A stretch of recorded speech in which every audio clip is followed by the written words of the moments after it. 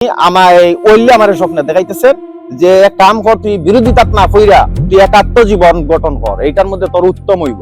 খাসি থাকে আর কুড়াল, এটা চাইনিজ নাই, শুধুই কুড়াল, যে সময় থাকে যে কোনো একটা থাকে। মাথায় সাদা পাগড়ি, হাতে ধারালো নথ লাগানো লোহার রড আর ধান কাটার কাঁচি, নির্জন জঙ্গল আর চারপাশের শত বছরের পুরনো কবরকে সাক্ষী রেখে পীর সেজে বসে আছেন এক ব্যক্তি। দাবি করছেন স্বপ্নে অজ্ঞাত পীরের নির্দেশ পেয়েই তিনি এখানে জিন সাধনার আধ্যাত্মিক চিকিৎসা করছেন। শুনতে কোনো সিনেমার গল্প মনে হলেও সুনামগঞ্জের দোয়ারবাজার উপজেলার বাজিতপুর গ্রামে এখন এমনই এক গা ছমছম পরিস্থিতি বিরাজ করছে। তবে এলাকাবাসীর দাবি, এই আধ্যাত্মিকতার আড়ালে লুকিয়ে আছে এক ভয়ঙ্কর অন্ধকার বাস্তবতা। এখানে কবরস্থানের মাঝে একজনে বসবাস করাটা সঠিক নাই, সবের আপত্তি আইছে। তারে কইছে বলে তুমি থেকে উঠি দাও, কিন্তু কোনো ফিরসাও নাই, আউলিয়াও নাই, কুন্তও নাই, তোমরা কিন্তু কি তুমি উঠি দাও, এই কথা কইছে। দারে মন্দিরে জেলা মন্দির হইলে কাটাকাটি করে। আমাদের মাদ্রাসা ছাত্রছাত্রী আমাদের কাছে ইয়া সবসময় অভিযোগ করে যে আমরা এই রাস্তা পায়ে আসতে ভয় পাই, আর কেউ কেউ আবার অভিযোগ করে যে আমরা দমক দিয়ে তাবড়ায়। একটা আস্তানা গড়ে তুলেছে, সে নাকি পীর, কথিত পীর নামে তার পরিচয় দিচ্ছে। আর এলাকার সবসময় তার কাছে একটা অস্ত্র থাকে, হয়তো একটা শাবল থাকে, নাহলে একটা দা থাকে, নাহলে একটা কাঁচি থাকে, এভাবে একটা অস্ত্র প্রতিদিনই থাকে। আমাদের শিক্ষক এবং শিক্ষার্থী সবাই ভয়ে আতঙ্কে থাকে। কে এই রহস্যময় গোয়াচ মিয়া?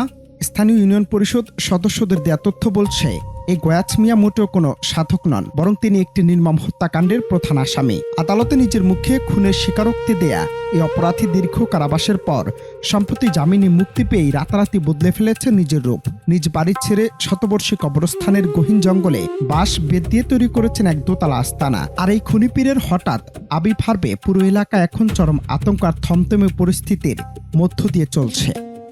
আমাদের ছাত্রছাত্রী মাদ্রাসা আশা দাওয়া করে, এখানে গোয়েস মিয়া তার কাছে অস্ত্র শস্ত্র থাকে, মদ গাঞ্জা খায়, বাচ্চান্তরে প্রতিহত করে, বয়ে বাচ্চানি দিকে দায়িত্ব পারে না।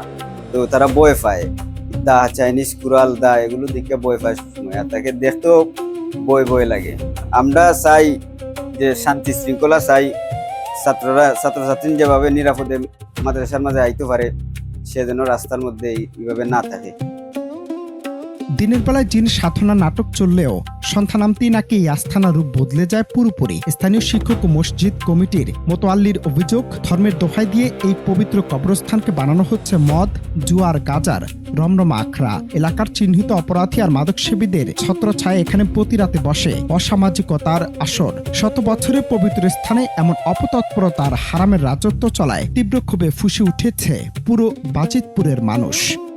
কবরস্থানের উপরে বাঁশ ইত্যাদি এগুলা দিয়ে বা গরম লাইছে, আমরা তাবড়াইছে, খুব গরম করে আমরা তাবড়াই লয়েছে। আরো কত ছাত্রী রান্দা সাকি ইত্যাদি অনেক কিছু নিয়ে আমরা তাবড়াইছি।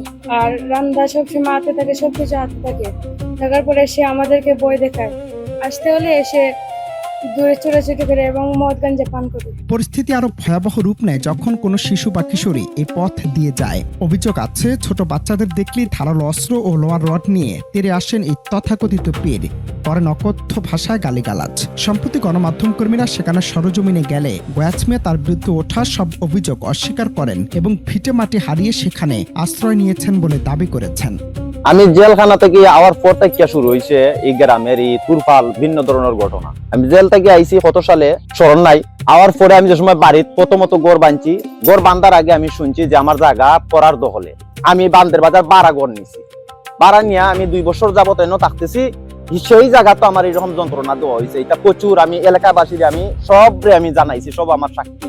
এই ওলির এই বাণী শোনার পরে আমি গ্রামবাসীরা জানাইছি সবরে যে আমি এই জায়গাতে একটা স্থান করতাম, ঘর বানাইতাম, আমি খালি থাকতাম, আর কিচ্ছু নাই, তো থাকার জায়গাটা চাই।